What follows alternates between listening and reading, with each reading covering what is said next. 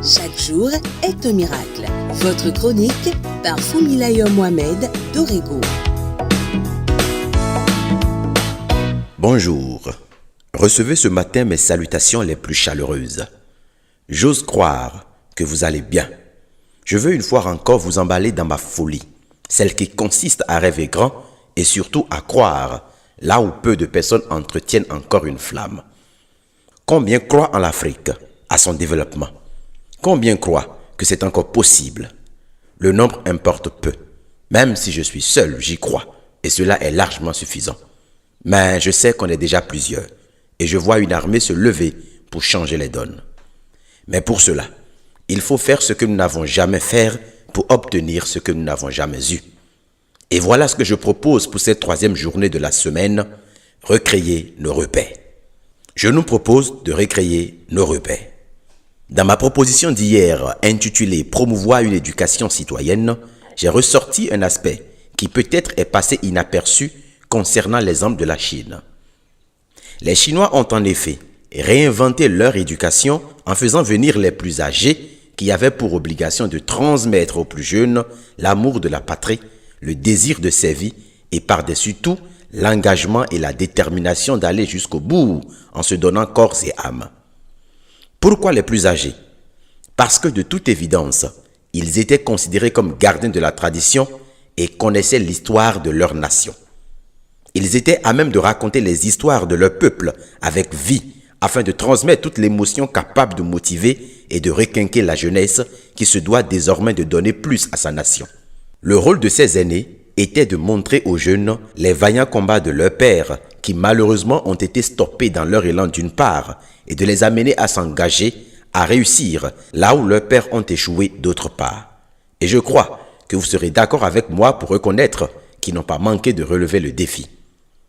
Si aujourd'hui, nous demandons à nos aînés de venir transmettre un héritage aux plus jeunes afin de les réarmer mentalement pour le développement, que peuvent-ils nous dire? Je ne sais pas avec précision le cas des autres pays de l'Afrique. Mais si je regarde à mon pays, je puis vous dire que le contenu risque d'être vide ou carrément absent. Parce que nous n'avons pas de marque ou de jalon visible, donc pas de repères. Pourtant ces repères existent. Nos histoires, les combats de nos pères, les luttes qui ont conduit à donner différents noms à nos villes, nos quartiers, sont autant de repères qui peuvent nous enseigner et nous communiquer une vie motivée par le développement et pour le développement. Connaissez-vous pourquoi on appelle mon pays le Bénin? Savez-vous pourquoi la capitale s'appelle Cotonou? Que dit-on par Kourounou? Et l'histoire de Béhanzin, de Séroquera, de Tofa Ier, etc. Pourquoi ces couleurs dans le drapeau? Pourquoi cette armoirie? Pourquoi cet hymne national? Connaissez-vous la signification du nom de votre pays, de votre ville? Combien le connaissent? Combien peuvent nous donner une version structurée et cohérente? Nous manquons de ressources pour apprendre nos propres histoires. Ce qui fait une nation, c'est l'histoire passée et commune d'un peuple qui s'engage ensuite à aller ensemble dans une même direction. Si donc nous ignorons tout de notre histoire, si donc nous rejetons notre histoire, nous n'irons nulle part.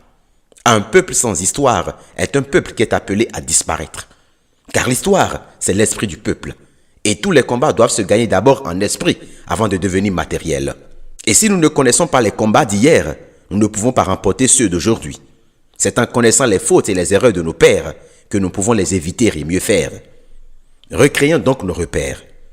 Pour le faire, il n'y a pas meilleure personne que les savants, les chercheurs, les historiens, les écrivains, bref, des érudits. Chaque nation doit avoir ses érudits. Tous les autres continents et pays en ont. Je suis écœuré quand à chaque discours devant la communauté internationale, mes compatriotes citent avec empressement et en toute fierté une citation importée. Au lieu d'être des perroquets fiers, devenons des ambassadeurs fiers en puisant dans notre immense richesse culturelle. Quand un pays ou un continent a le désir de se relever, son plus grand atout n'est pas sa richesse ou ses ressources, c'est d'abord la qualité d'esprit de son peuple. L'État doit donc investir dans tout ce qui est recherche et analyse. Il doit prioriser les œuvres d'esprit qui tutoient la sagesse et l'érudition. L'État doit arrêter de financer ou d'encourager ces artistes qui ne chantent que sexe, dénuement, extravagance, amour obsessionnel, matériel, vain plaisir et augmenter la cagnotte des chercheurs, des écrivains. Il suffit juste que l'État mette des normes dans ses financements et définisse une ligne éditoriale pour ce qui est noble avec une ligne budgétaire conséquente. On ne peut pas et on ne doit pas encourager le vice au détriment de la vertu, de la morale et de la sagesse. Désormais, sur le budget global des arts, qu'une très faible partie, à peine le 10e, soit accordée à ceux qui veulent se distraire et que le reste soit tourné vers ce qui édifie. L'État doit aussi offrir aux savants, aux chercheurs et érudits l'opportunité de voyager avec les délégations étrangères pour aller aux différents forats, salons, séminaires, afin d'apprendre et d'étudier les autres pays dans leur stratégie et fonctionnement, au lieu de prendre des personnes incapables de produire ne serait-ce qu'un petit rapport et d'impacter les autres. Combien de directeurs de cabinet, de cadres et d'experts n'ont pas voyagé aux frais du contribuable dans divers pays et à diverses occasions? Que nous rapportent ces sorties? Quels changements ont-ils produits? Les gens font simplement du tourisme. Sans orgueil, je crois personnellement que si on m'envoyait au Rwanda par exemple, mon sens d'observation et ma soif pour l'engagement citoyen me suffisent largement pour impacter plus d'un de façon concrète et pratique à mon retour. Nous ne savons pas observer et du coup, nous ne savons pas apprendre des autres nations. Choisissez des chercheurs, des érudits et vous verrez la différence. J'en suis un et je sais de quoi je parle. Ils sont des renifleurs. L'État peut et doit accorder de la valeur à ces érudits, ces savants.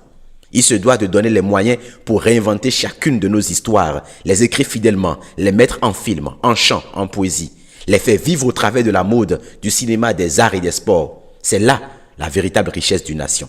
Et c'est par là que viendra le décollage pour un développement assuré. Des repères, il en existe. Il faut juste avoir la volonté et vous les découvrirez. Je ne saurais finir cette chronique sans dire merci à M. Gracien Aoumenou, qui pour moi est un érudit, parce qu'il a présenté une recherche sur le système de divination IFA, lequel doit être considéré comme une des meilleures sciences sociales, morales et politiques que le monde n'ait jamais connues. Merci pour avoir ressuscité cette boussole, notre boussole ancestrale. J'ai été long, mais j'atterris pour vous dire, soyez bénis où que vous soyez. Que Dieu bénisse mon pays, le Bénin.